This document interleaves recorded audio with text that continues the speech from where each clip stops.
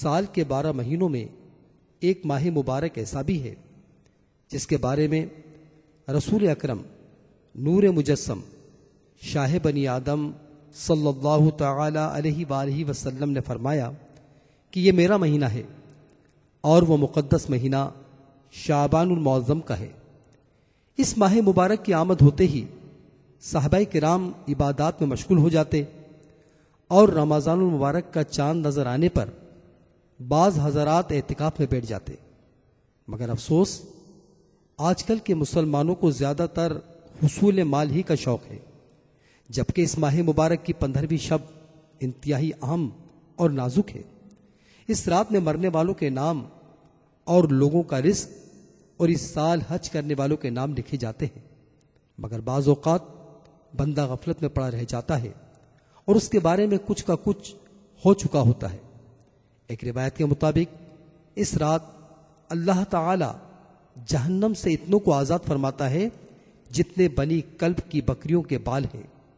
لہذا کسی صورت سے بھی اس رات کو غفلت میں نہیں گزارنا چاہیے۔ قبلہ شیخ طریقت امیر اہل سنت بانی دعوت اسلامی حضرت علامہ مولانا محمد الیاس اتار قادری رضوی دامت برکاتہ العالیہ نے اصلاح امت کے مقدس جذبے کے تحت شعبان المعظم کے فضائل و اہمیت پر سنت و بھرا بیان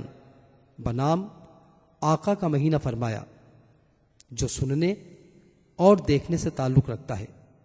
آپ اس بیان کو اول تاخر سننے کی سعادت حاصل کیجئے، انشاءاللہ عز و جل عبادت الہی کا جذبہ حاصل ہونے کے ساتھ ساتھ گناہوں سے توبہ کے لیے بھی ذہن بنے گا۔ اس بیان کی VCD دعوت اسلامی کا اشاعت ادارہ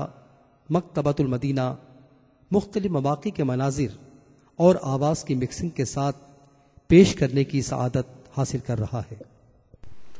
اما بعد فاعوذ باللہ من الشیطان الرجیم، بسم اللہ الرحمن الرحیم، الصلاة والسلام علیک یا رسول اللہ، وعلى آلك وأصحابك يا حبيب الله، الصلاة والسلام عليك يا نبي الله، وعلى آلك وأصحابك يا نور الله۔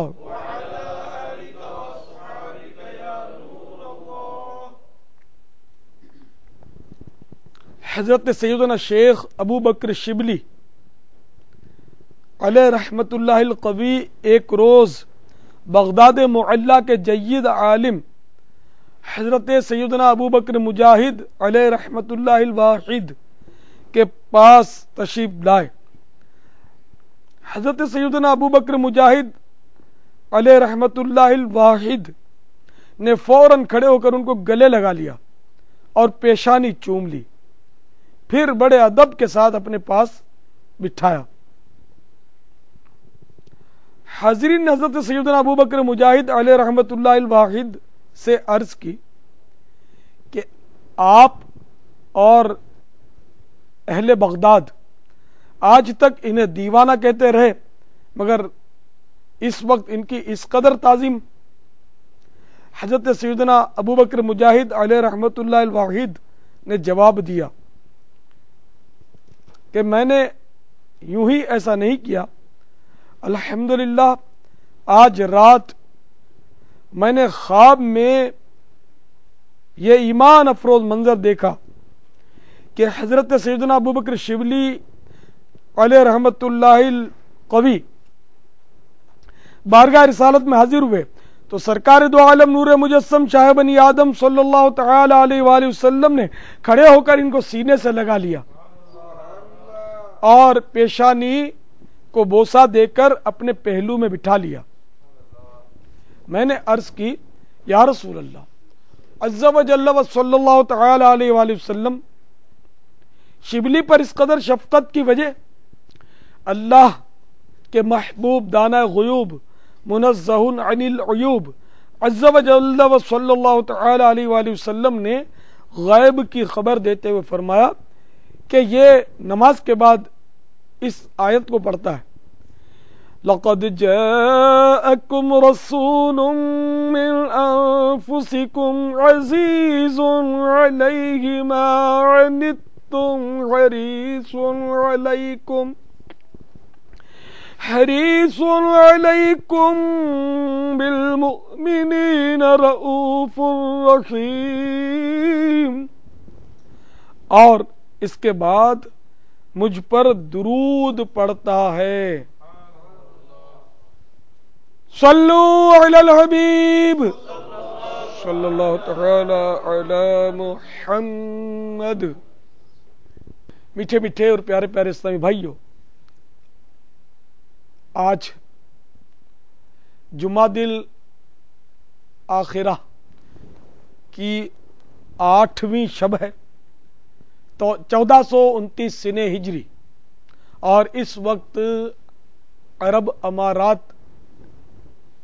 میں ایک اسلامی بھائی کے مکان پر اجتماع ریکارڈ کیا جا رہا ہے، جس میں عرب امارات بلکہ ہندوستان کے مختلف شہروں کے اسلامی بھائی بھی شرکت کی سعادت پا رہے ہیں۔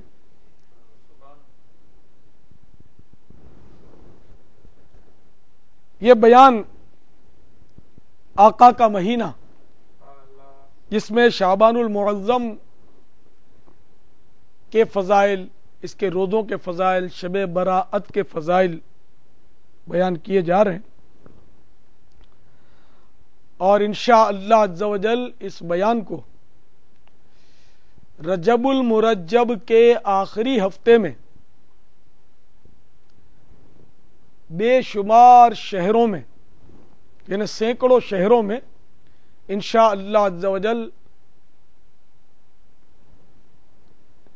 پردہ اسکرین پر دکھایا جائے گا انشاءاللہ، اور دنیا کے مختلف شہروں میں ہونے والے ہفتہ وار اجتماع میں اس کو دکھایا جائے گا، نیز انشاءاللہ عز و جل انٹرنیٹ کے ذریعے دنیا کے بے شمار ممالک میں بھی دیکھا جا سکے گا، جس کو انشاءاللہ لاکھوں مسلمان، لاکھوں اسلامی بھائی اور لاکھوں اسلامی بہنیں دیکھیں گی انشاءاللہ، اور پھر انشاءاللہ عز و جل اس کی VCD بھی جاری کر دی جائے گی انشاءاللہ جل جلالہ۔ صلو علی الحبیب صلی اللہ تعالی علی محمد۔ حضرت امیر المومنین سیدنا عمر بن عبدالعزیز رضی اللہ تعالیٰ عنہ ایک مرتبہ شعبان المعظم کی 15ویں شب عبادت میں مصروف تھے۔ سر اٹھایا تو ایک سبز سبز پرچہ ملا جس کا نور آسمان تک پھیلا ہوا تھا، اس پر لکھا تھا هذه براءة من النار من الملك العزيز لعبده عمر بن عبد العزیز، یعنی خدا مالک و غالب اللہ عز و جل کی طرف سے یہ جہنم کی آگ سے براءت نامہ ہے جو اس کے بندے عمر بن عبد العزیز کو عطا ہوا ہے۔ سبحان اللہ۔ میٹھے میٹھے اسلامی بھائیوں، اس مدنی حکایت میں جہاں امیر المومنین سیدنا عمر بن عبد العزیز رضی اللہ تعالیٰ عنہ کی عظیم فضیلت کا اظہار ہے، وہیں شب براءت کی عظمت و شرافت کا ظہور بھی ہے۔ الحمدللہ عز و جل یہ مبارک رات جہنم کی بھڑکتی آگ سے براءت یعنی چھٹکارا پانے کی رات ہے، اسی لیے اس رات کو شب براءت کہا جاتا ہے۔ یہ عظیم رات ہی کیا بلکہ سارے کا سارا شعبان ہی برکتوں اور رحمتوں کی کان ہے۔ اس کی عظمت و شان کے بیان کے لیے تو اتنا ہی کافی ہے کہ میرے آقا میٹھے میٹھے مصطفیٰ صلی اللہ تعالی علیہ وآلہ وسلم کا فرمان مکرم ہے، شعبان میرا مہینہ ہے اور رمضان اللہ کا مہینہ ہے۔ حضرت سیدنا عبداللہ بن ابی قیس رضی اللہ تعالی عنہ سے مروی ہے کہ انہوں نے ام المؤمنین سیدتنا عائشہ صدیقہ رضی اللہ تعالی عنہا کو فرماتے ہوئے سنا، میرے سرتاج صاحب معراج صلی اللہ تعالی علیہ وآلہ وسلم کا پسندیدہ مہینہ شعبان المعظم تھا کہ اس میں روزے رکھا کرتے، پھر اسے رمضان المبارک سے ملا دیتے۔ حضرت سیدتنا اسامہ بن زید رضی اللہ تعالی عنہ فرماتے ہیں، میں نے عرض کی یا رسول اللہ عز و جل و صلی اللہ تعالی علیہ وآلہ وسلم، میں دیکھتا ہوں کہ جس طرح آپ صلی اللہ تعالی علیہ وآلہ وسلم شعبان میں روزے رکھتے ہیں اس طرح کسی بھی مہینے میں نہیں رکھتے۔ فرمایا رجب اور رمضان کے بیچ میں یہ مہینہ ہے، لوگ اس سے غافل ہیں، اس میں لوگوں کے اعمال اللہ رب العالمین جل جلالہ کی طرف اٹھائے جاتے ہیں، اور مجھے یہ پسند ہے کہ میرا عمل اس حال میں اٹھایا جائے کہ میں روزے دار ہوں۔ حضرت سیدتنا عائشہ صدیقہ رضی اللہ تعالی عنہا فرماتی ہیں کہ رسول اللہ عز و جل و صلی اللہ تعالی علیہ وآلہ وسلم شعبان سے زیادہ کسی مہینے میں روزے نہ رکھا کرتے، بلکہ پورے شعبان ہی کے روزے رکھ لیا کرتے تھے، اور فرمایا کرتے تھے کہ اپنی استطاعت کے مطابق عمل کرو، اللہ عز و جل اس وقت تک اپنا فضل نہیں روکتا جب تک تم اکتا نہ جاؤ۔ تو اے میرے پیارے پیارے اور میٹھے میٹھے اسلامی بھائیوں، آپ نے دیکھا کہ پورے شعبان المعظم کے روزے رکھنا بھی سنت ہے، جو ابھی بخاری شریف کی روایت سے میں نے آپ کو عرض کیا، لہذا ہو سکے تو ہر سال، ورنہ زندگی میں کم از کم ایک بار تو پورے ماہ شعبان المعظم کے روزے رکھ کر اس سنت پر بھی عمل کر ہی لینا چاہیے۔ تو پیارے پیارے اور میٹھے میٹھے اسلامی بھائیوں، اور مجھے دنیا کے مختلف ممالک اور مختلف شہروں میں سننے والی اسلامی بہنوں، وی سی ڈی کے ذریعے سننے والوں اور سننے والیوں، آپ سب بھی یہ نیت کر لیجئے کہ انشاءاللہ زندگی میں اگر پہلے نہیں ہوا یہ کام تو اب زندگی میں کبھی نہ کبھی انشاءاللہ ایسا شعبان المعظم بھی ہم گزاریں گے جس میں سارے ماہ کے روزے رکھیں گے انشاءاللہ عز و جل۔ پیارے پیارے اور میٹھے میٹھے اسلامی بھائیوں، شعبان المعظم یہ بہت اہم اور نازک مہینہ، کس طرح سے نازک ہے؟ حضرت سیدتنا عائشہ صدیقہ رضی اللہ تعالی عنہا فرماتی ہیں، تاجدار رسالت صلی اللہ تعالی علیہ وآلہ وسلم پورے شعبان کے روزے رکھا کرتے تھے۔ فرماتی ہیں کہ میں نے عرض کی یا رسول اللہ عز و جل و صلی اللہ تعالی علیہ وآلہ وسلم، کیا سب مہینوں میں آپ کے نزدیک زیادہ پسندیدہ شعبان کے روزے رکھنا ہے؟ تو محبوب رب العباد عز و جل و صلی اللہ تعالی علیہ وآلہ وسلم نے ارشاد فرمایا، اللہ جل جلالہ اس سال مرنے والی ہر جان کو لکھ دیتا ہے، اور مجھے یہ پسند ہے کہ میرا وقت رخصت آئے اور میں روزہ دار ہوں۔ اللہ اکبر، اللہ اکبر، اللہ اکبر۔ ام المؤمنین حضرت سیدتنا عائشہ صدیقہ رضی اللہ تعالی عنہا فرماتی ہیں، میں نے نبی کریم رؤوف الرحیم علیہ افضل الصلاۃ والتسلیم کو فرماتے ہوئے سنا، اللہ عز و جل 4 راتوں میں بھلائیوں کے دروازے کھول دیتا ہے۔ نمبر 1 بقر عید کی رات، نمبر 2 عید الفطر کی رات، نمبر 3 شعبان کی 15ویں رات، کہ اس رات میں مرنے والوں کے نام اور لوگوں کا رزق اور اس سال حج کرنے والوں کے نام لکھے جاتے ہیں۔ نمبر 4 عرفہ یعنی 9 ذو الحجہ کی رات۔ تو یہ چاروں راتوں میں جو یہ فضیلت ان کی اہمیت، تو یہ اذان فجر تک ان کا سلسلہ رہتا ہے۔ تو میٹھے میٹھے اور پیارے پیارے اسلامی بھائیوں، شعبان المعظم کی کس قدر اہمیت ہے، اور کتنی فضیلت ہے، اور خصوصاً 15ویں شعبان کی رات کے کیا کہنے، نیز اس میں یہ معاملہ بھی بڑا نازک ہے کہ شعبان کی 15ویں رات کے بارے میں جیسا کہ بی بی عائشہ صدیقہ رضی اللہ تعالی عنہا کی روایت ابھی سنی کہ شعبان کی 15ویں رات کہ اس رات میں مرنے والوں کے نام اور لوگوں کا رزق اور اس سال حج کرنے والوں کے نام لکھے جاتے ہیں۔ تو اب نہ جانے ہماری قسمت میں کیا لکھ دیا جائے۔ بعض اوقات بندہ غفلت میں پڑا رہ جاتا ہے اور اس کے بارے میں کچھ کا کچھ ہو چکا ہوتا ہے۔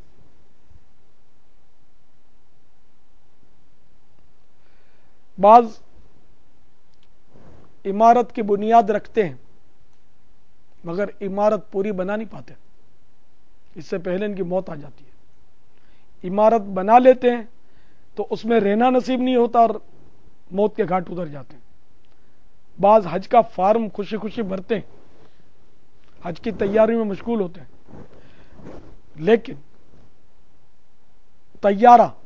انہیں لیے بغیر پرواز کر جاتا ہے اور وہ حج سے محروم رہ جاتے ہیں۔ بعض حج کے لیے پہنچتے ہیں مگر حج نہیں کر پاتے، حج کے لیے پہنچتے ہیں مگر حج نہیں کر پاتے، مکہ شریف جاتے ہیں حج سے واپس محروم رہ جاتے ہیں۔ ہمارے باب المدینہ میں ایک واقعہ اس طرح کا بھی مختص تھوڑا ہی عرصہ ہوا ہے کہ دو میاں بیوی اپنے 3 چھوٹی بچیوں کو کسی پڑوسن یا کسی رشتہ دار کے ہاں رکھ کر بیچارے حج کے لیے چلے، حج کے لیے پہنچ گئے، حجاز مقدس پہنچ گئے، مکہ شریف میں آ گئے اور حج کا انتظار کر رہے ہیں۔ اور ادھر ان کی 3 بچیاں جو تھیں انہوں نے دودھ پیا اور تینوں نے دودھ پینے کے بعد ان کو تینوں نے دم توڑ دیا۔ جب تحقیق کی گئی کہ تینوں دودھ پی کر ان کو ایسا ملک پوائزن کیا ہو گیا، تو پتا چلا کہ اس دودھ چونکہ عام طور پہ ہم چیزیں کھلی رکھتے ہیں گھروں میں، حالانکہ حدیث شریف میں ہے کہ رات کو تو ڈھک کر رکھنے کا ہے، تو خیر تو وہ دودھ کھلا ہوا تھا، اس میں کوئی چھپکلی گر گئی اور چھپکلی اندر جا کر پھٹ گئی۔ اور یہ یاد رکھیے کہ چھپکلی ویسے تو اس کا ڈنک نہیں ہوتا، دانت نہیں ہوتے، کاٹتی نہیں ہے، لیکن چھپکلی اگر کسی لکوڈ میں، پانی میں یا کھانے کی چیز میں مر کر پھٹ جائے، یعنی گل سڑ کر پھٹے، تو 100 آدمیوں کے لیے اس کا زہر کافی ہے، بہت خطرناک ہے چھپکلی۔ بہرحال میں عرض کر رہا تھا کہ یہ 3 کی 3 پھول جیسی مدنی منیاں ہمیشہ کے لیے سو گئیں، کوہرام مچ گیا۔ ادھر ماں باپ کو اطلاع کی گئی، یہ بےتاب ہو گئے، حج کیے بغیر واپس یہ باب المدینہ آ گئے، کیونکہ اب 3 بچیاں نے سارا گھر سونا ہو گیا نا، 3 ہی بچیاں تھیں، سب کے سب سو گئی۔ تو یہ ظاہر ہے کہ نصیب میں حج بھی نہیں تھا۔ تو یوں بھی ہوتا ہے، کئی یوں بھی دیکھے گئے کہ بیچارے حج کے لیے جاتے ہیں لیکن بیمار ہو جاتے ہیں، کسی کو سن اسٹروک، لو ہو جاتی ہے، لو لگ جاتی ہے، اور وہ اس کی وجہ سے دم توڑ جاتے ہیں۔ بہت ساری لاشیں اٹھتی ہیں۔ مینا شریف میں پہنچ کر 8 ذوالحجہ کو ایک بار تو آگ لگی تھی، ہم نے لاشوں کے ڈھیر دیکھے تھے، وہاں سارے بیچارے حاجی تھے لیکن وہ میدان عرفات میں اور وہ حج کے مناسک ادا نہیں کر سکے۔ اگرچہ ان شہید ہونے والوں کی بڑی قسمت ہے کہ اب قیامت تک ہر سال حج کرتے رہیں گے، ثواب ملتا رہے گا ان کو، کہ حج کے راستے میں نکل چکے تھے، فوت ہوئے۔ تو عرض کرنے کا مقصد یہ کہ انسان تو بہت کچھ ترکیبیں بناتا ہے لیکن اس کے قسمت میں کیا کچھ نہیں پتا، بڑے بڑے پلاٹ لیتا ہے، بڑی بڑی اسکیمیں بناتا ہے، شیخ چلی کے پلاؤ پکاتا ہے، جب ٹوکرا ہلاتا ہے سارا نیچے۔ غنیت الطالبین میں ہے بہت سے کفن دھل کر تیار رکھے ہوتے ہیں، مگر کفن پہننے والے بازاروں میں گھوم پھر رہے ہوتے ہیں۔ بہت سے لوگ ایسے ہوتے ہیں کہ ان کی قبریں کھدی ہوئی تیار ہوتی ہیں، مگر ان میں دفن ہونے والے خوشیوں میں مست ہوتے ہیں۔ بہت سے لوگ ہنس رہے ہوتے ہیں، حالانکہ ان کی ہلاکت کا وقت قریب آ چکا ہوتا ہے۔ بہت سے مکانات کی تعمیرات مکمل ہونے والی ہوتی ہیں، مگر مالک مکان کی موت کا وقت قریب آ چکا ہوتا ہے۔ آگاہ اپنی موت سے کوئی بشر نہیں، سامان 100 برس کا ہے، پل کی خبر نہیں۔ سیدتنا عائشہ صدیقہ رضی اللہ تعالی عنہا سے روایت ہے، حضور سراپا نور فیض گنجور شاہ غیور نور علی نور صلی اللہ تعالی علیہ وآلہ وسلم نے فرمایا، میرے پاس جبرائیل آئے اور کہا، یہ شعبان کی 15ویں رات ہے، اس میں اللہ تعالی جہنم سے اتنوں کو آزاد فرماتا ہے جتنے بنی کلب کی بکریوں کے بال ہیں، مگر کافر اور عداوت والے، یعنی جن کے دلوں میں بغض و کینہ ہو، اور رشتہ کاٹنے والے، رشتہ داروں سے جو رشتہ داریاں کاٹتے ہیں، اور ٹخنوں سے نیچے کپڑا لٹکانے والے، اور والدین کی نافرمانی کرنے والے، اور شراب کے عادی کی طرف نظر رحمت نہیں فرماتا۔ کتنی بدنصیبی ہے کہ ایسی رات کے بنی کلب کی بکریوں کے بالوں کے برابر جہنم سے آزادیاں ملتی ہیں۔ بنی کلب یہ قبیلہ تھا جو بہت بکریاں پالتا تھا، ان کے بکریوں کے بالوں کی مثال دی گئی۔ لا تعداد مسلمان جہنم سے آزاد کیے جاتے ہیں شب براءت، مگر دیکھو کافر کی تو بخشش ہے ہی نہیں۔ مسلمان آپس میں جو عداوت اور کینہ رکھتے ہیں وہ غور کر لیں، اور حالت یہ ہماری کہ اگر ہم غور کرنے بیٹھیں گے نا، شاید ہم میں سے کوئی ایسا ہو کہ جس کے دل میں کسی مسلمان کا کینہ نہ ہو، شاید ہی کوئی ایسا ہو۔ کروڑوں میں آپ اگر غور کریں گے تو شاید ہی کوئی نکلے گا، کسی نہ کسی سے کینہ ضرور ہوگا، پڑوسی سے، برابر والے دکاندار سے، اپنے نوکر سے، اپنے سیٹ سے، اپنے کاریگر سے،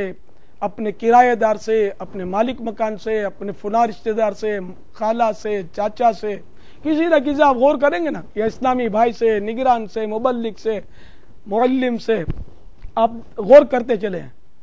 تو غور کریں گے نا تو کینہ کہتے ہیں دل کی چھپی ہوئی دشمنی کو، دل میں خار بازی جو ہوتی ہے نا، یہ آپ کو ملے گی۔ تو دل میں اگر کینہ ہے تو اس کو نکالنے کی بھرپور کوشش کی جائے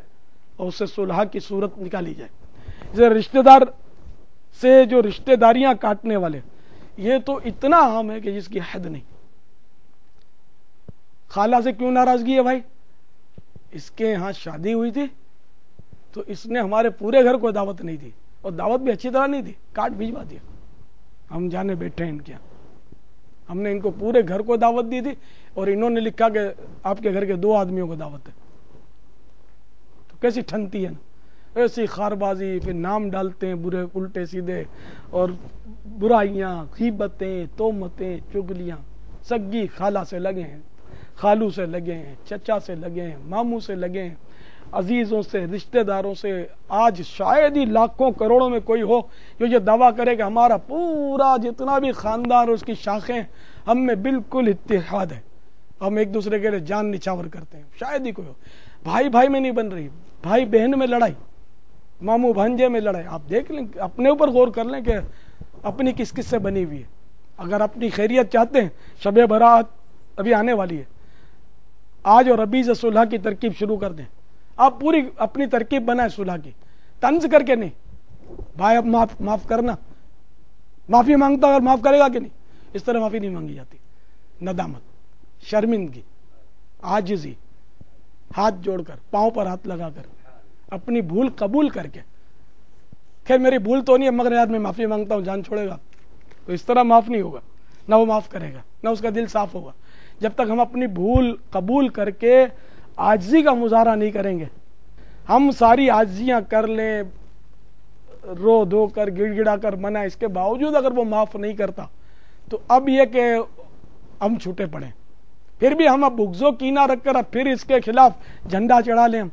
کہ اگر وہ نہیں مانتا، معاف نہیں کرتا تو آپ نے پھر جھنڈا چڑھا دیا، اعلان جنگ کر دیا کہ اب تو نہیں چھوڑوں گا اس کو. میں نے اتنا گڑ گڑایا، اس کو ہاتھ جوڑے اس کے سامنے، میں کسی کے سامنے ہاتھ نہیں جوڑوں،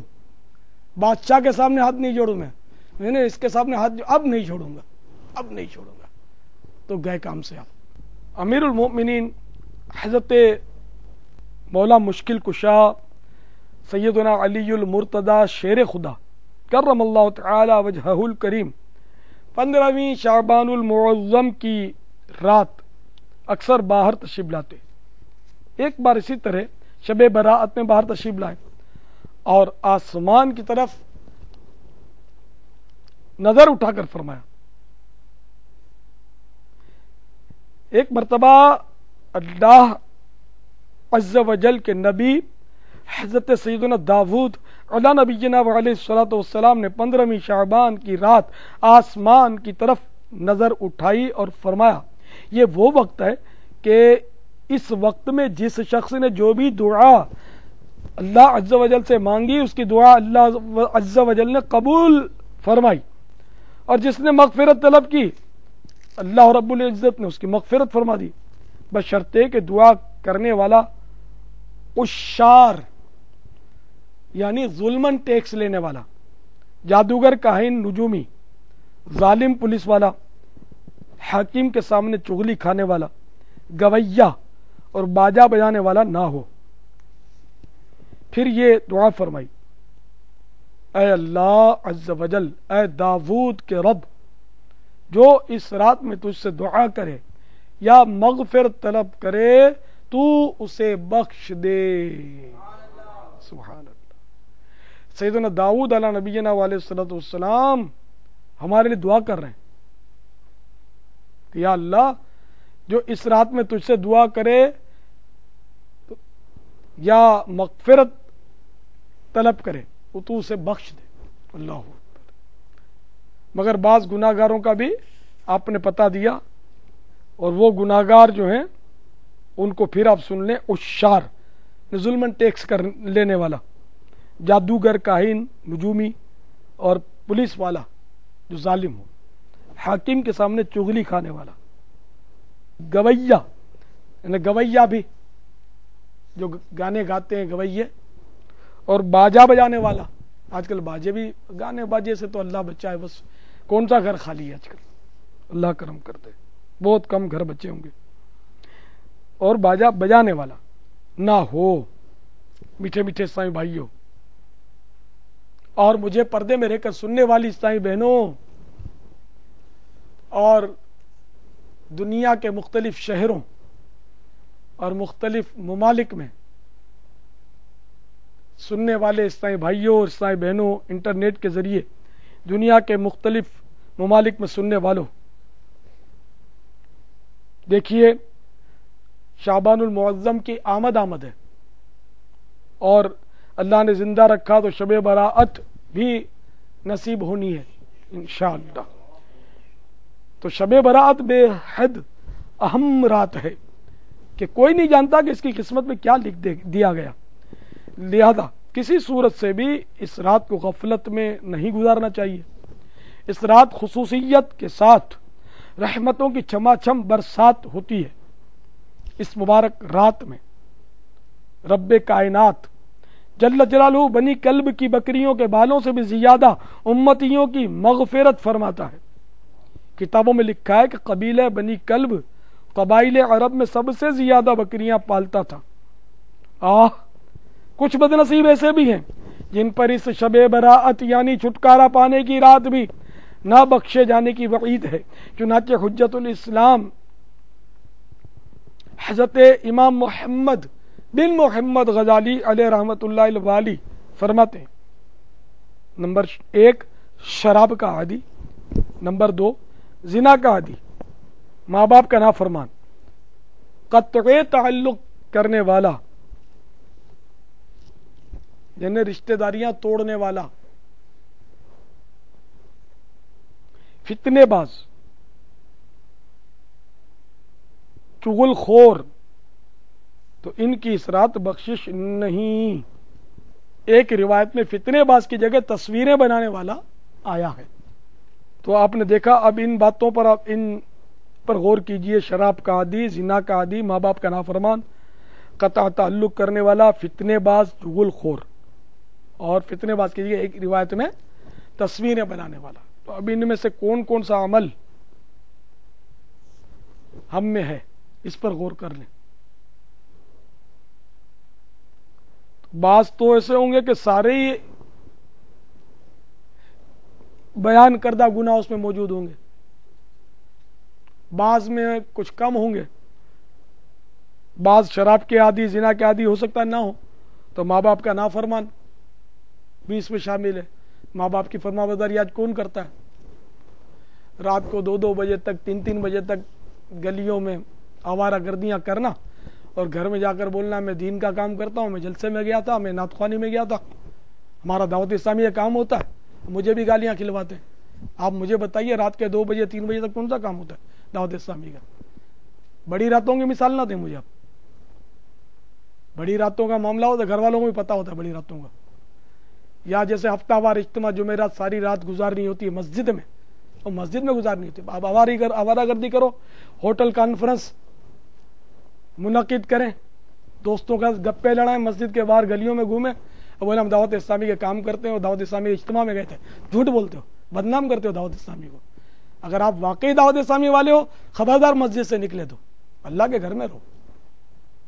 دعوت اسلامی کا اجتماع اللہ کے گھر میں ہو رہا ہے، تو مسجد میں رات گزاریں. یا جہاں بھی اجتماع ہوتا ہے تو اعتکاف مسجد میں ہوتا ہے، ہوٹلوں میں نہیں ہوتا. کسی کے گھر کے دروازے کے آگے زور زور سے شور مچا کر گھر والوں کو بیزار کر کر یہ اعتکاف نہیں ہوتا ہمارا، اللہ کی عبادت میں ہوتا ہے. تہجد کے انتظار میں سو جاؤ مسجد میں اجتماع کے بعد، تو یہ آپ کا ایک ایک لمحہ انشاءاللہ عبادت میں گزرے گا. پھر بھی آنکھ نہیں کھلی تو انشاءاللہ تہجد کا ثواب مل جائے گا. تو یہ اعتکاف یہ ہوتا ہے ہمارا. اجتماع ہوتا ہے، ہلکا ہوتا ہے، سنتیں سیکھتے ہیں، ایک آدھ دعا یاد کرتے ہیں، پھر سو جاؤ، مدینے کی گلیوں میں کھو جاؤ، کھانا کھا لیتے ہیں. تو اس طرح مطلب انفرادی کوشش کر کے، ظاہر ہے کہ ساری رات تھوڑی لگے رہتے ہیں، سونے کا ٹھیک ٹھاک وقت ملتا ہے. لیکن یہ کہ آپ آوارہ گردی کی آپ کی عادت ہو تو میں کیا کر سکتا ہوں. تو آوارہ گردیاں کر کے مہربانی کر کے دعوت اسلامی کو کوئی بدنام نہ کرے. دعوت اسلامی کا مدنی انعام جو ہے نا، مدنی انعامات وہ یہ ہیں کہ عشاء کی نماز کے بعد مدنی کاموں سے فارغ ہو کر، مدرسہ بالغان وغیرہ سے فارغ ہو کر، انفرادی کوشش سے فارغ ہو کر 2 گھنٹے کے اندر اندر آپ گھر میں چاہیے. ماں باپ کی دعائیں لیں، آپ ماں باپ کو بیدار کریں. ماں بیمار ہے بیچاری، تڑپ رہی ہے، نیند کی گولی کھائی، نیند نہیں آ رہی کہ میرا لال کہاں ہے، لیکن آپ اتنے بے غیرت ہے کہ ماں کو رلاتے، پھر بولتے ہیں میں نعت خوانی میں گیا تھا، میں جلسے میں گیا تھا، میں دین کا کام کرتا ہوں. نہیں، اس کی بالکل آپ کو اجازت نہیں ہے. ماں اگر آپ کی ناراض ہوتی ہے تو نہ آپ کو اجتماع میں آنے کی ضرورت ہے، نہ آپ کے مدرسے میں آنے کی ضرورت ہے، جبکہ دین سیکھنے کے اور ذرائع آپ کے پاس موجود ہیں. ماں اگر واقعی اپنی جگہ پر درست ہے، اگر ماں ہے ایسی کہ وہ دین سے ہی روکنا چاہتی ہے تو اس کی بات دوسری ہے. لیکن اگر واقعی اس کا مطالبہ اگر شرعاً درست ہے کہ واقعی وہ بیمار ہے، اس کو تکلیف ہے اور آپ کی ضرورت ہے، تو آپ کو پتہ ہے کہ اگر مریض جو تیمار دار ہے اس کے جانے سے اگر مریض کو تکلیف ہوگی تو اب اس کے لیے جماعت سے نماز پڑھنا بھی معاف ہے، وہ گھر میں پڑھ لے، مریض کو تکلیف نہ دے. اس کی تکلیف کی وجہ سے وہ نماز وہیں پڑھ لے، جماعت سے نہ پڑھے. تو جماعت جو کہ واجب ہے وہ معاف ہو جاتی ہے. تو ایک مستحب کام کے لیے آپ ساری رات مطلب یعنی گپے مارتے رہیں، ادھر گھومتے رہیں، ہوٹلوں میں مطلب یعنی کہ اپنا وقت برباد کرتے رہیں اور ماں باپ کو بیچاروں کو دل دکھاتے رہیں. اور دعوت اسلامی سنتوں بھری تحریک، چونکہ آپ کے چہرے پر داڑھی ہے، سر پر امامہ ہے، تو دعوت اسلامی یہ سمجھتے ہیں کہ ماں باپ یہی سمجھتے ہو کہ دعوت اسلامی والوں نے میرے بیٹے کو اس طرح ہم سے چھین لیا ہے. بیٹا آپ کا ہی ہے. اب مسئلہ یہ کہ 25 سال 22 سال سے یہ اسی طرح رہا اور اس کو کوئی سنبھال نہیں سکتا. ہمارے پاس تو سال 6 مہینے 2 سال آیا ہے، آہستہ آہستہ اس کا زنگ اترے گا. آپ دعا بھی کرو، اس کی حوصلہ افزائی بھی کرو تو انشاءاللہ صحیح ہو جائے گا. یہ 2 گھنٹے کے اندر اندر آ جایا کرے گا. تو سارے اسلام بھائی نیت کریں کہ مدنی انعامات کی روشنی میں عمل کریں گے تو آپ کے ماں باپ آپ کو دعائیں دیں گے، اور ماں باپ کی دعائیں ہوں گی تو انشاءاللہ آپ مدینہ مدینہ ہو جائے گا آپ کا کام۔ الحمدللہ دنیا سے رخصت ہونے سے پہلے میری ماں مجھ سے بہت خوش تھی۔ جی ہاں، میری ماں کی طبیعت خراب ہوئی، ایک بار طبیعت خراب ہوئی تو اس کے مطلب شاید دوسرے دن طبیعت شاید شام کو رات کو خراب ہوئی تھی، تو میں نے دوسرے دن موقع پا کر مجھے کچھ کھٹکا ہو گیا تھا، میں چلتی پھرتی تھی لیکن کھٹکا کچھ ہو گیا تھا، پتہ نہیں کیا ہوگا، تو میں نے وہ پیار محبت سے ترکیب بنا کر توبہ کرائی اپنی ماں کو، کلمات کفر سے اور احتیاطی توبہ، اور سب نے مل کر ہم نے توبہ کی۔ وہ دن تھا شاید اتوار کا یا پیر کا، پھر جمعرات کو میں اجتماع میں گیا ہوا تھا، ان دنوں بھی دعوت اسلامی نہیں تھی لیکن بہرحال میرا تو اجتماع کا سلسلہ تھا، مدنی مذاکرہ ہو رہا تھا، اس وقت مدنی مذاکرہ نام نہیں تھا، اصطلاح نہیں تھی، سوال جواب ہو رہے تھے، میں کھڑا تھا، اب مستاق بھائی سوال پوچھتے تھے جواب دے رہا تھا، نور مسجد کاغذی بازار میں، وہیں میری ان دنوں امامت بھی تھی۔ وہ ایک اسلامی بھائی بلانے آئے تو میں نے بولا میں آتا ہوں، مجھے یہ نہیں مطلب آپ کو آپ گھر میں بلا رہی ہے آپ کی ہمشیرہ، میں انشاءاللہ جاتا ہوں۔ پھر دوبارہ وہ آیا، دوسرا آیا یا وہی آیا، تو پھر مجھے کچھ کھٹکا ہوا اور میں نے اسلامی بھائیوں کو کہا کہ یار ہو نہ ہو میری ماں کی طبیعت خراب ہو گئی ہوگی، تو میں بس پھر بے چین ہو کر بھاگا، تو اس وقت میری ماں کی سکرات ہو گئی تھی، یاسین شریف پڑھنی شروع کی لیکن میں اتنا گھبرا گیا تھا کہ پڑھ نہیں پا رہا تھا میں، اور میری ماں نے دم توڑ دیا۔ اچھا، تو وہ جمعرات تھی، اور جو بتانا تھا وہ میں بھول گیا آپ کو، وہ جمعرات کو عشاء کی نماز کے لیے جاتے ہوئے، طبیعت تو عشاء کے بعد خراب ہوئی، 10:15 بجے دم توڑا، عشاء کی نماز کے لیے جاتے ہوئے میں نے اپنی ماں کی دستبوسی کرنا چاہی، تو میری ماں نے بولا نہیں میں تیرے ہاتھ چوموں گی، زبردستی اس نے میرے ہاتھ چومے، بس وہ مجھے کیا پتا میری ماں کی آخری رات ہے۔ میری بہن نے بتایا کہ ماں بہت تم کو یاد کر رہی تھی کہ میرا بیٹا کہیں دور رہ جائے، اس کو جلدی بلاؤ، کہیں دور نہ رہ جائے، جلدی بلاؤ اس کو، میں پہنچتے پہنچتے زبان بند ہو گئی تھی، مگر الحمدللہ ہمشیرہ نے بتایا کہ ماں نے کلمہ پڑھا، استغفار پڑھا، آب زمزم بھی پیا، اور اس کے بعد زبان بند ہوئی تھی الحمدللہ۔ پھر میری ماں نے جس حصہ زمین پر دم توڑا تھا وہ خوشبودار ہو گیا تھا، میں کئی سائیں بھائیوں کو الحمدللہ خوشبو سنگائی تھی، اور جس وقت روح نکلی تھی 10:15 بجے، اس کے آس پاس ان اوقات میں 40 دن تک عام طور پہ روزانہ اس وقت ہمارے گھر میں مختلف خوشبوئیں نکلتی تھی، بدل بدل کر خوشبوئیں، میں اس سائیں بھائیوں کو لے جاتا تھا، خوشبوئیں سنگاتا تھا، دیکھو سنی اس شان سے جاتا ہے، غوث پاک کو ماننے والا اس شان سے جاتا ہے، اعلیٰ حضرت کے کتے اس شان سے سفر کرتے ہیں دنیا سے، اور آج بھی ایسے کئی اسلامی بھائی زندہ ہیں، میرے پرانے دوست ان کو پوچھ سکتے ہیں کہ خوشبو سونگی ہے جس نے، بعضوں نے ایسے اسلامی بھائی سے ملاقات بھی کی ہوگی جنہوں نے کہا ہوگا ہم نے خوشبو سونگی ہے، اللہ کا کرم ہے الحمدللہ۔ اہل سنت کا ہے بیڑا پار اصحاب حضور، اہل سنت کا ہے بیڑا پار اصحاب حضور، نجم ہیں اور ناؤ ہے عطرت رسول اللہ کی، نجم ہے اور ناؤ ہے عطرت رسول اللہ کی صلی اللہ تعالی علیہ وآلہ وسلم۔ تو میرے پیارے پیارے اور میٹھے میٹھے اسلامی بھائیوں، جس طرح میں نے امام غزالی رحمۃ اللہ تعالی علیہ کے حوالے سے 6-7 طرح کے گناہ گاروں کی بخشش اس رات شب برات میں نہیں ہوتی، ان کا عرض کی، اسی طرح کاہن، جادوگر، تکبر کے ساتھ پاجامہ یا تہبند ٹخنوں کے نیچے لٹکانے والے، 2 مسلمانوں کے درمیان پھوٹ ڈلوانے والے، اور کسی مسلمان سے کینہ رکھنے والے پر بھی اس رات مغفرت کی سعادت سے محرومی کی وعید ہے۔ چنانچہ تمام مسلمانوں کو چاہیے کہ ان گناہوں میں سے اگر معاذ اللہ کسی گناہ میں ملوث ہوں تو وہ اس شب براءت کے آنے سے پہلے سچی توبہ کر لیں، اور تمام معاملات صاف کر لیں۔ میں موقع سے فائدہ اٹھاتے ہوئے، کیونکہ اس وقت یہ VCD بن رہی ہے اور مجھے حسن ظن ہے کہ لاکھوں لاکھ مسلمان مجھے سنیں گے، تو رہتی دنیا تک جب تک یہ VCD چلتی رہے، جو سنتے رہیں مجھے، ان سب کی خدمت میں ہاتھ جوڑ کر میں معافی کا طلبگار ہوں کہ آج تک میں نے آپ میں سے کسی کا بڑے سے بڑا حق جو تصور کیا جا سکتا ہو دنیا میں، اگر وہ حق تلف کر دیا ہو یا چھوٹے سے چھوٹا حق کوئی مار دیا ہو تو وہ مجھے معاف فرما دیں، اللہ تعالیٰ کی رضا کے لیے معاف کر دیں، پیارے حبیب صلی اللہ تعالیٰ علیہ وآلہ وسلم کی خوشنودی کی خاطر مجھے معاف فرما دیں۔ بہت کمزور مسکین گناہ گار ہوں خدا کی قسم، اور بڑا ڈر لگتا ہے کہ مجھے ڈر صحیح معنوں میں حقوق العباد کا بہت زیادہ لگتا ہے کہ جس کا تعلق زیادہ لوگوں سے ہوتا ہے اس کے لیے یہ امکان زیادہ ہوتا ہے کہ لوگوں کے دل بھی وہ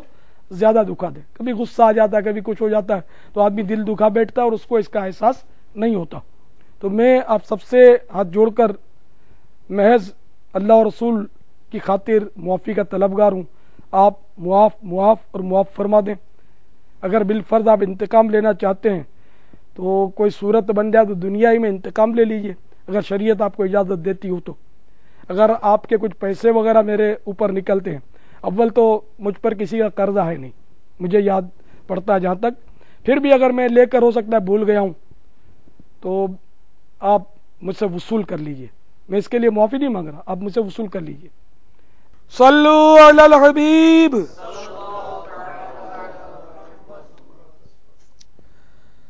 اعلی حضرت امام اہل سنت عظیم البرکت عظیم المرتبت پروان شمع رسالت مجدد دین و ملت عالم شریعت پیر طریقت حامی سنت ماحی بدعت باعث خیر و برکت مولانا شاہ امام احمد رضا خان علیہ رحمت الرحمان نے اپنے ایک ارادت مند کو مکتوب شریف روانہ کیا، جس کا مضمون من و عن پیش کیا جاتا ہے۔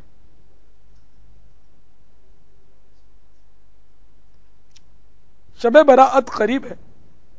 اس رات تمام بندوں کے اعمال حضرت عزت عز و جل میں پیش ہوتے ہیں۔ مولا عز و جل بطفیل حضور پرنور شافع یوم النشور علیہ افضل الصلاۃ والسلام مسلمانوں کے ذنوب یعنی گناہوں کو معاف فرماتا ہے،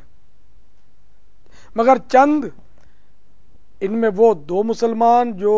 باہم دنیاوی وجہ سے رنجش رکھتے ہیں، فرماتا ہے ان کو رہنے دو جب تک آپس میں صلح نہ کر لیں، ایک دوسرے کے حقوق ادا کر دیں یا معاف کروا لیں یا معاف کرا لیں کہ بِإِذْنِهِ تعالی حقوق العباد سے صحائف اعمال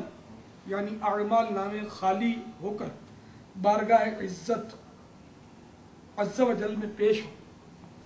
حقوق مولا تعالی کے لیے توبہ صادقہ کافی ہے۔ التائب من الذنب کمن لا ذنب لہ، یعنی گناہ سے توبہ کرنے والا ایسا ہے جیسے اس نے گناہ کیا ہی نہیں۔ ایسی حالت میں بِإِذْنِهِ تعالی ضرور اس شب میں امید مغفرت تامہ ہے، بشرط صحت عقیدہ، وَهُوَ الغفور الرحیم۔ یہ سنت مصالحت اخوان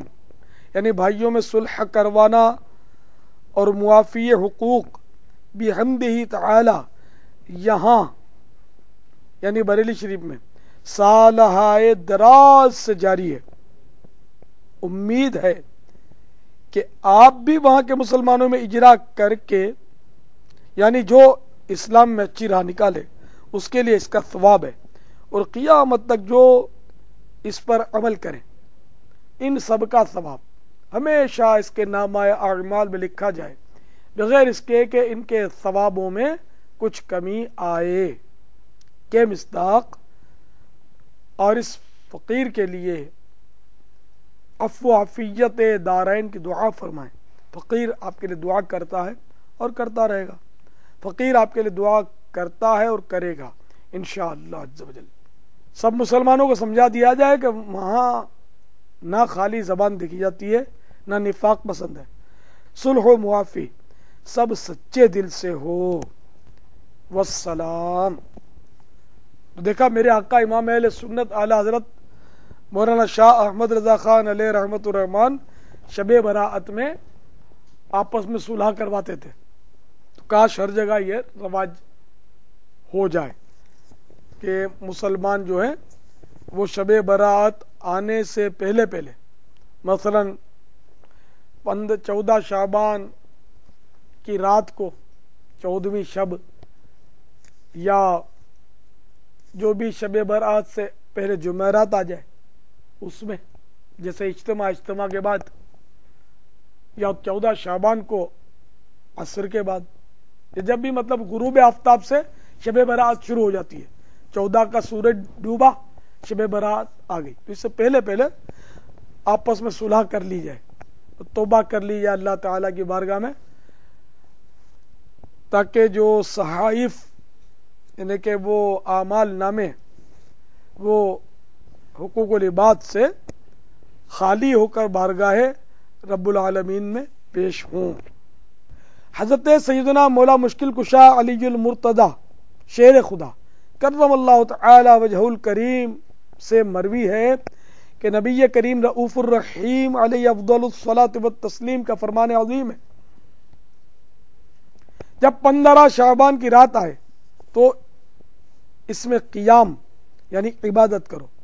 اور دن میں روزہ رکھو، بے شک اللہ تعالی غروب آفتاب سے یعنی 14 شعبان کے غروب آفتاب سے آسمان دنیا پر خاص تجلی فرماتا اور کہتا ہے کوئی مجھ سے مغفرت طلب کرنے والا کہ اسے بخش دوں، ہے کوئی روزی طلب کرنے والا کہ اسے روزی دوں، ہے کوئی مصیبت زدہ کہ اسے عافیت عطا کروں، ہے کوئی ایسا، اور یہ اس وقت تک فرماتا ہے کہ فجر طلوع ہو جائے۔ تو پیارے پیارے میٹھے میٹھے سائیں بھائیوں، شب برات کتنی عظیم رات ہے کہ اللہ تعالیٰ اس رات میں ساری رات اپنے بندوں کو خود اپنے کرم سے ارشاد فرماتا ہے کہ کون ہے جو مغفرت چاہتا ہے، روزی طلب کرنے والا آ جائے کہ اس کو روزی دے دوں، مصیبت زدہ مجھ سے دعا کرے کہ میں اس کی مصیبت دور کر دوں، عافیت دے دوں۔ یہ اللہ تعالی کا کرم ہے۔ تو کتنے خوش نصیب ہیں وہ مسلمان جو اس رات سے کما حقہ برکات حاصل کر لیتے ہیں۔ میٹھے میٹھے اور پیارے پیارے اسلامی بھائیوں اور اسلامی بہنوں، شب برات میں اعمال نامے تبدیل ہوتے ہیں، لہذا ممکن ہو تو 14ویں شعبان المعظم کو بھی روزہ رکھ لیا جائے تاکہ اعمال نامے کے آخری دن بھی روزہ ہو۔ 14 شعبان کو عصر کی نماز پڑھ کر مسجد میں اسلامی بھائیوں کو چاہیے کہ نفلی اعتکاف کی نیت سے ٹھہر جائیں، مسجد میں نفلی اعتکاف کر لیں عصر کی نماز سے، عصر کے بعد باہر نہ نکلیں کہ مغرب کے بعد غروب آفتاب کے بعد اعمال نامے تبدیل ہوں گے، تو آخری لمحات جو ہیں اعمال نامے تبدیل ہونے سے پہلے جو ہے آخری لمحات وہ مسجد کی حاضری اور اعتکاف اس میں لکھا جائے۔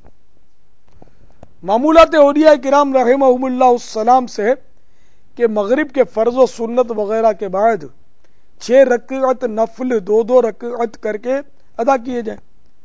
پہلی 2 رکعتوں سے پہلے یہ نیت کیجیے یا اللہ عز و جل ان کی برکت سے درازی عمر بالخیر عطا فرما۔ اس کے بعد 2 رکعت میں یہ نیت کیجیے یا اللہ عز و جل ان کی برکت سے بلاؤں سے حفاظت فرما، اور اس کے بعد والی 2 رکعتوں کے لیے یہ نیت کیجیے یا اللہ عز و جل ان کی برکت سے اپنے سوا کسی کا محتاج نہ فرما۔ ہر 2 رکعت کے بعد 21 بار قل هو اللہ احد پوری سورت، یا 1 بار سورہ یاسین شریف پڑھیے بلکہ ہو سکے تو دونوں ہی پڑھ لیجئے. یہ بھی ہو سکتا ہے کہ ایک اسلامی بھائی یاسین شریف بلند آواز سے پڑھیں اور دوسرے خاموشی سے سنیں. اس میں یہ خیال رکھیں کہ دوسرا اس دوران زبان سے یاسین شریف بلکہ کچھ بھی نہ پڑھے. انشاءاللہ عز و جل رات شروع ہوتے ہی ثواب کا انبار لگ جائے گا. ہر بار یاسین شریف کے بعد دعائے نصف شعبان بھی پڑھیے. یہ ہے دعائے نصف شعبان، پردہ اسکرین پر دیکھ لیجئے. مکتبۃ المدینہ سے جاری کردہ رسالہ آقا کا مہینہ، یہ دیکھیے. اس رسالے میں بھی یہ دعا الحمدللہ موجود ہے. الحمدللہ عز و جل سگے مدینہ عفیہ عنہ کا سالہ سال سے شب براءت میں بتائے ہوئے طریقے کے مطابق 6 نفل اور یاسین شریف کی تلاوت وغیرہ کا معمول رہا ہے. مغرب کے بعد کی جانے والی یہ عبادت نفلی ہے. دعوت اسلامی کے مدنی ماحول میں عام طور پہ مساجد میں یہ ترکیب ہوتی ہے کہ جو اسلامی بھائی جیسے امام ہیں تو وہ امام ہی یاسین شریف مائک پر سنا دیتا ہے، نفلوں کا اعلان کرتا ہے. تو اس سے بڑا فائدہ ہوتا ہے اور کافی تعداد میں الحمدللہ نمازی اس میں شریک ہو جاتے ہیں. اور بھی کافی اہل سنت کے جو مسجدیں ہیں، اہل سنت کی اس میں امام صاحبان اس طرح نفلیں پڑھاتے ہیں اور یاسین شریف کی تلاوت سناتے ہیں. مغرب کے بعد کی جانے والی یہ عبادت نفلی ہے، فرض یا واجب نہیں. اور مغرب کے بعد نوافل و تلاوت کی شریعت میں کہیں ممانعت بھی نہیں. لہذا ممکن ہو تو تمام اسلامی بھائی اپنی اپنی مساجد میں اس کا اہتمام فرمائیے اور ڈھیروں ثواب کمائیے. اسلامی بہنیں اپنے اپنے گھر میں یہ اعمال بجا لائیں. عموماً یہ ہوتا ہے کہ جب یہ 6 نفل وغیرہ پڑھ لیتے ہیں یاسین شریف تو عشاء کا وقت شروع ہو جاتا ہے. تو اگر پہلے سے یہ اعلان کر دیا جائے کہ جب مغرب پڑھ لیں گے، نفلیں پڑھ لیں گے، تو عشاء کا نماز وقت شروع ہو جانے پر اذان دے دی جائے گی، پھر سنتوں کا وقفہ ہوگا، اس کے بعد عشاء کی جماعت قائم کی جائے گی. تو اس طرح آپ کو سہولت بہت ہو جائے گی کہ عشاء کی نماز پڑھ کر ہی آپ پھر یہاں سے نکلیں. بہت سارا وقت جو ہے شروع کا اعمال نامے کا تو وہ انشاءاللہ آپ کا نیکیوں میں ہی گزرے گا، مسجد میں ہی گزرے گا، عبادت میں ہی گزرے گا انشاءاللہ. آج کل یہ عام شکایت ہے کہ جادو اور ٹونا، حالانکہ ہر ایک کو جادو ٹونا نہیں ہو جاتا، لیکن بہرحال یہ کہ عام طور پہ شکایتیں ہیں. تو جادو ٹونے کی حفاظت کے لیے شب براءت کا ایک عمل حضرت مفسر شہیر مفتی احمد یار خان علیہ رحمت المنان نے بیان فرمایا. اسلامی زندگی جو کہ چھوٹی سی کتاب ہے، وہ مکتبۃ المدینہ نے تخریج کے ساتھ اس کو جاری کیا ہے. دعوت اسلامی کے مجلس المدینۃ العلمیہ نے اس کی تخریج کی ہے اور مکتبۃ المدینہ نے یہ کتاب شائع کی ہے، اسلامی زندگی. اس میں ہے شعبان المعظم کی 15ویں رات بیری یعنی بیر کے درخت کے 7 پتے پانی میں جوش دے کر جب نہانے کے قابل ہو جائے تو غسل کیجیے. انشاءاللہ عز و جل تمام سال جادو کے اثر سے محفوظ رہیں گے. شب براءت میں قبرستان قبروں کی زیارت بھی سنت ہے. چنانچہ ام المومنین حضرت سیدتنا عائشہ صدیقہ رضی اللہ تعالی عنہا فرماتی ہیں، میں نے ایک رات سرور کائنات شاہ موجودات صلی اللہ تعالی علیہ وآلہ وسلم کو نہ دیکھا تو بقیع پاک میں مجھے مل گئے. آپ صلی اللہ تعالی علیہ وآلہ وسلم نے مجھ سے فرمایا، کیا تمہیں اس بات کا ڈر تھا کہ اللہ اور اس کا رسول عز و جل و صلی اللہ تعالی علیہ وآلہ وسلم تمہاری حق تلفی کریں گے؟ میں نے عرض کی، یا رسول اللہ عز و جل و صلی اللہ تعالی علیہ وآلہ وسلم، میں نے خیال کیا تھا کہ شاید آپ ازواج مطہرات میں سے کسی کے پاس تشریف لے گئے ہوں گے. آقا دو جہان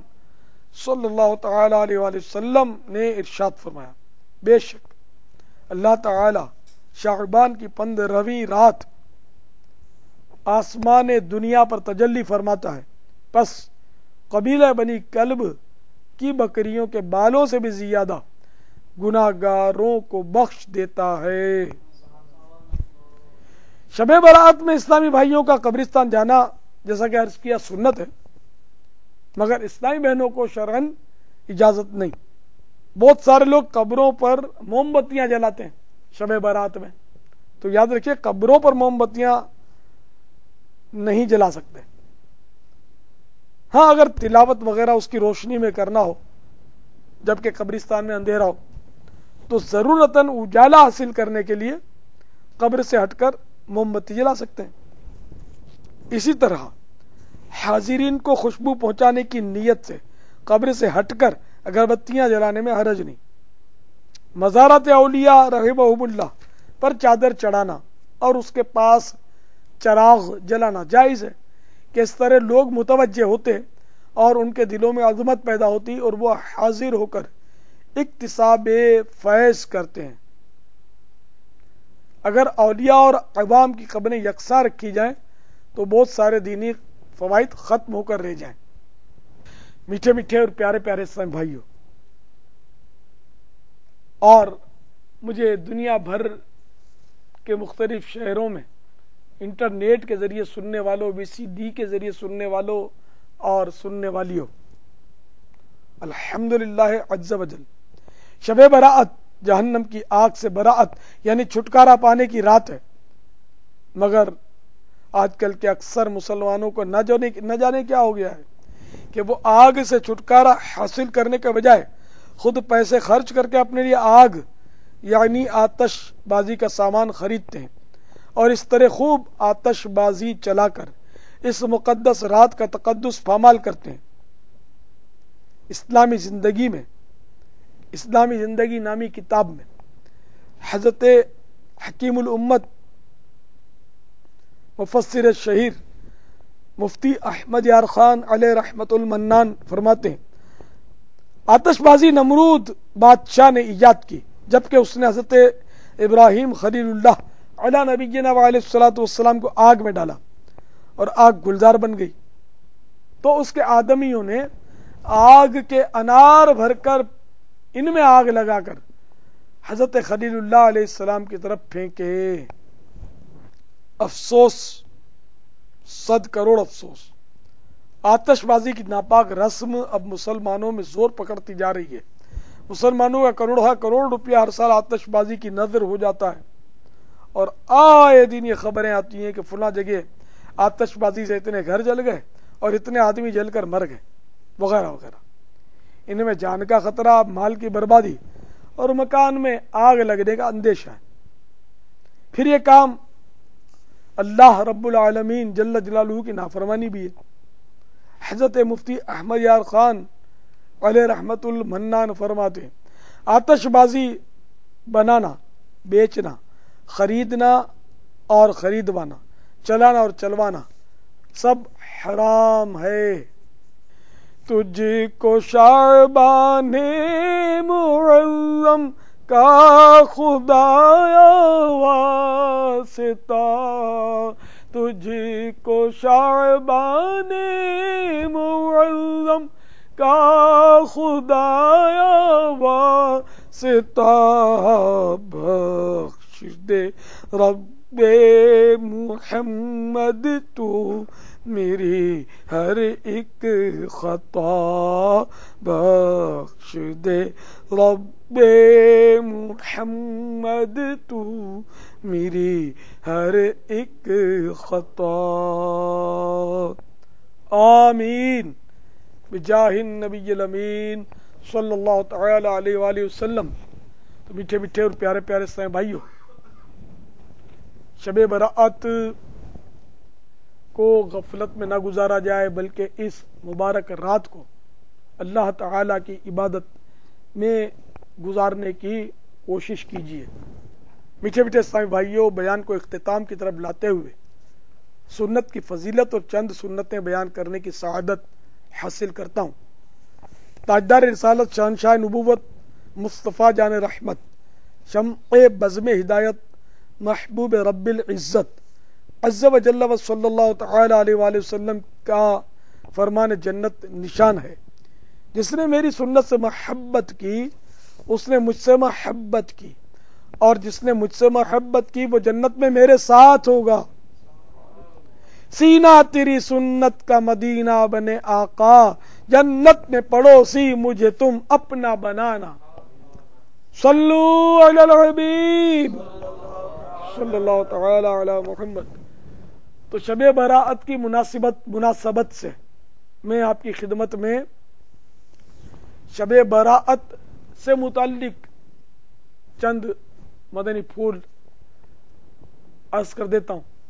اس رات کو عام طور پہ قبرستان جایا جاتا ہے، قبرستان جانا بھی سنت ہے شب براءت میں۔ قبرستان جائیں تو پہلے تمام قبر والوں کو سلام کریں، السلام علیکم یا اہل القبور یغفر اللہ لنا ولکم وانتم سلفنا ونحن بالاثر۔ اب یہ عربی میں دعا یاد کر لینی چاہیے، نہیں آتی کوئی بات نہیں، آپ اتنا کہہ دیں السلام علیکم یا اہل القبور، یہ بھی یاد نہیں رہتا تو یہ عرض کر دیں السلام علیکم اے قبر والو، اللہ تمہاری بھی بخشش کرے ہمیں بھی بخشے، تم ہم سے پہلے آ گئے، ہم تمہارے بعد آنے والے ہیں، موت کی یاد ہے نا اس میں۔ تو اس طرح جتنا یاد رہے آپ اپنی زبان میں مادری میں، مگر عربی میں کہیں تو سب سے اچھا۔ قبرستان میں جوتے اتار دینے چاہیے، حدیث میں یہ مضمون موجود ہے کہ میرے آقا صلی اللہ تعالی علیہ وآلہ وسلم فرماتے ہیں کہ میں جوتا پہن کر اپنے بھائی کی قبر پر پاؤں رکھوں تو اس سے بہتر سمجھتا ہوں کہ میں تلوار کی دھار پر پاؤں رکھوں، کہ میرے جوتے کا پہندہ کٹ کر میرا پاؤں کٹ جائے، میں انگارے پر پاؤں رکھوں کہ جوتے کا تلا جل جائے اور میرے پاؤں جھلس جائے۔ تو میرے پیارے اسلامی بھائیو، میرے آقا اعلی حضرت کی حدیثیں نقل کرنے کے بعد فرماتے ہیں یہ وہ فرما رہے ہیں، یہ وہ صلی اللہ تعالی علیہ وآلہ وسلم فرما رہے ہیں کہ اگر کسی مسلمان کے سر یا اس کی آنکھوں پر اپنے مبارک قدم رکھ دیں تو خدا کی قسم دونوں جہانوں کا چین بخش دیں۔ لیکن ہم غلاموں کی تعلیم کے لیے قبر پر پاؤں نہیں پڑنا چاہیے، بالخصوص جوتے کے ساتھ۔ تو جوتے اتار دینا یہ آداب میں سے، اس کا مطلب یہ نہیں کہ بغیر جوتے کے قبروں پر آپ دندناتے پھریں اور چڑھ جائیں اس کے پر، نہ قبر پر تو پاؤں رکھنا ہی نہیں ہے، نہ اس پر بیٹھنا ہے، بیٹھنا بھی جائز نہیں اس پر۔ تو اگر قبرستان ایسے قبریں گڈ موڈ ہیں کہ راستہ سمجھ میں نہیں آ رہا تو اب آپ بالکل قبرستان کے باہر سے فاتحہ پڑھ لیں۔ اور عموماً ہمارے ہاں قبرستان جو ہے نا دیکھا ہے کہ وہ گڈ موڈ ہوتا ہے، اکثر گڈ موڈ بالکل، یعنی کہ قبریں اس طرح بے ترتیب ہوتی ہیں، چھوٹی چھوٹی پگڈنڈیاں قبروں سے پہ لوگ چڑھ چڑھ کے اس پہ پگڈنڈی بن جاتی۔ تو اگر واقعی یہ قبریں ہیں تو چلنا حرام ہے اس پر، بلکہ میرے آقا اعلی حضرت نے تو یہاں تک فرمایا کہ اگر شبہ ہے کہ قبریں مٹا کر یہ راستہ نکالا گیا ہے، شبہ ہے، تب بھی اس پر چلنا حرام ہے۔ اور ہماری قسمت کہ آج کل جگہ جگہ ایسا ہے، جنت البقیع شریف میں بھی قبریں منہدم کر کے وہ پاٹ کے راستے بنا دیے گئے۔ میں آج تک جنت البقیع میں داخل نہیں ہوا، کیسے جائیں؟ 10,000 کے لگ بھگ صحابہ کرام جنت البقیع میں آرام فرما، کس کس کی قبر انور پر ہمارا پیر پڑ جائے، نہ جانے کتنے لاکھ عاشقان رسول اس میں آرام فرمائے۔ بہرحال یہ کہ مسلمان کی قبر پر جب پاؤں رکھنا حرام تو پھر صحابہ کی تو کیا شان ہے۔ جنت المعلا کو بھی شہید کر کے اس پر پل بنا دیا گیا ہے، ایک جگہ سے اس پر سیارے دوڑتے ہوتے ہیں، اور ہر جگہ دنیا میں تقریباً یہ حال ہے، قبرستانوں پر پوری پوری بستیاں آباد ہیں، مسجدیں بنی ہوئی ہیں، بستیاں ہیں، عمارتیں بنی ہوئی۔ تو چاہے 100 سال ہو جائے، قبرستان پر اگر کوئی عمارت کھڑی ہو گئی یا روڈ بن گیا یا پارک بن گیا تو اس پر چلنا نہیں، اس پہ رہنا نہیں، تو کچھ نہیں کر سکتے، تو قبرستان ہے خلاص۔ ہمارے ہاں مزارات اولیاء پر بھی بڑی ناگفتہ بے حالت ہے، قبروں کو پاٹ کر کے راستے پکے فرش بنا دیے گئے، کئی جگہ مزارات اولیاء جو مشہور ہیں وہاں جانا بہت دشوار ہے۔ تو اللہ تعالی ہمیں مسلمانوں کی قبروں کا احترام نصیب فرمائے۔ تو ایسے مواقع پر بس دور سے حاضری دے کر سلام عرض کر کے دعا مانگ لیں، قبروں پر پاؤں نہ رکھیں کہ قبرستان کی حاضری مستحب ہے، سنت موقدہ بھی نہیں ہے، مستحب ہے، سنت مستحبہ سمجھ لیے، تو ایک سنت ہے کہ نہیں جائیں گے تو گناہ نہیں ہے، تو ہم ایک امر مستحب کے لیے جائیں اور حرام کام کر کے پلٹیں، قبروں کو روند کر آئیں، معاذ اللہ مسلمانوں کو تکلیف دے کر جو بیچارے سوئے ہیں ان کو تکلیف دے کر آ جائیں، وہ بیچارے بھی نہیں، بعض تو جو جنت کے میوے چن رہے ہیں تو ان کو تکلیف دینا اور زیادہ خطرناک ہے۔ تو بہرحال یہ کہ دور سے فاتحہ، اگر قبریں گڈموڈ ہیں اور قبروں کو پھلانگ کر قبروں پر چڑھ کر کے بغیر جانا ممکن نہ ہو تو وہاں سورۃ الفاتحہ اور 11 مرتبہ قل هو اللہ شریف پڑھیے، تو جتنے قبرستان والوں کو ایصال ثواب کریں گے ان سب کو ثواب ملے گا، اور سب کے مجموعے کے برابر اس ایصال ثواب کرنے والوں کو بھی ثواب ملے گا۔ اور میرے آقا اعلیٰ حضرت تو فرماتے ہیں کہ امید ہے کہ جو کچھ بھی ایصال ثواب کریں گے، جتنا بھی، چاہے قبرستان میں یا یہاں گھر بیٹھے، تو جتنوں کو بھی ایصال ثواب کریں گے ان سب کو اتنا ملے گا، اور سب کے مجموعے کے برابر ایصال ثواب کرنے والے کو ملے گا۔ تو ایصال ثواب کرنے میں تو الحمدللہ کوئی کمی نہیں، روز کرنا چاہیے، یاسین شریف وہاں پڑھے، تلاوت کرے، ممکن ہو تو کچھ دیر چپ چاپ بیٹھ جائے قبرستان میں اور ان قبروں کے حالات پر غور کرے کہ یہ قبریں، کسی میں جنت کا باغ ہوگا، کسی میں جہنم کا گڑھا ہوگا، کیا بیت رہی ہوگی، بال بکھر گئے ہوں گے، جوڑ الگ ہو گئے ہوں گے، آنکھیں ابل کر رخساروں پر بہہ گئی ہوں گی، دانت نکل آئے ہوں گے، کیڑے رینگ رہے ہوں گے، نہ جانے ان پر کیا بیت رہی ہوگی۔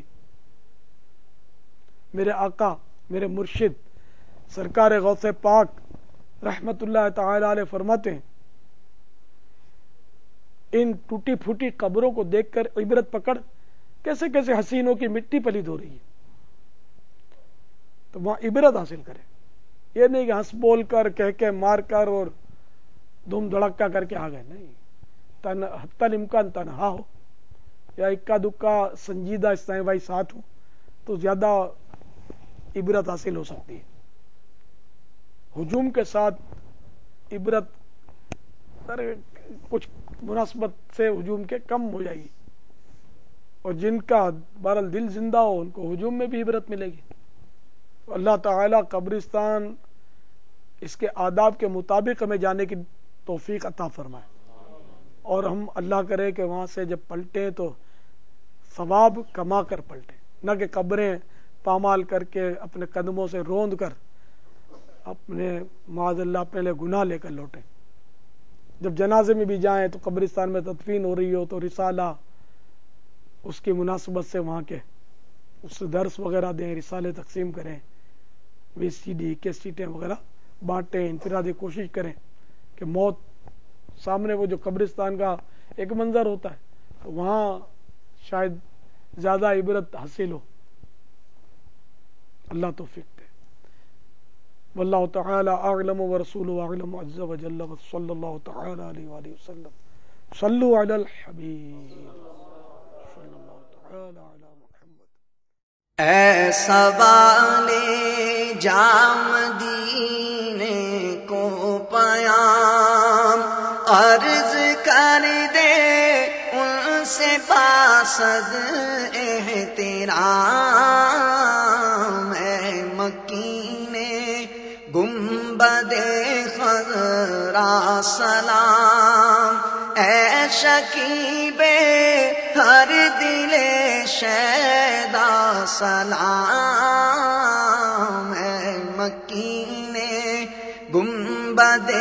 خضرا سلام، تو ایسا بال جا مدینے کو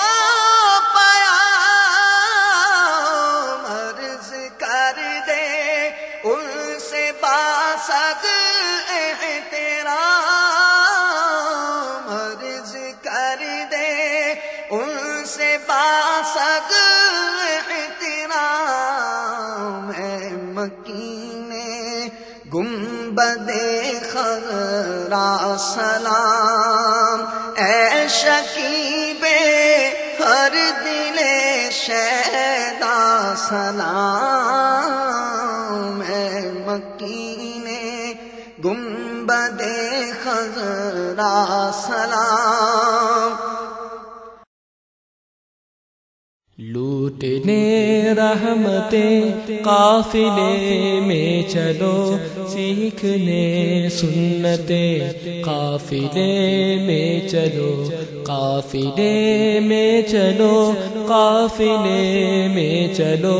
قافلے میں چلو، قافلے میں چلو۔ لوٹنے رحمتیں قافلے میں چلو، سیکھنے سنتیں قافلے میں چلو، قافلے میں چلو، قافلے میں چلو، قافلے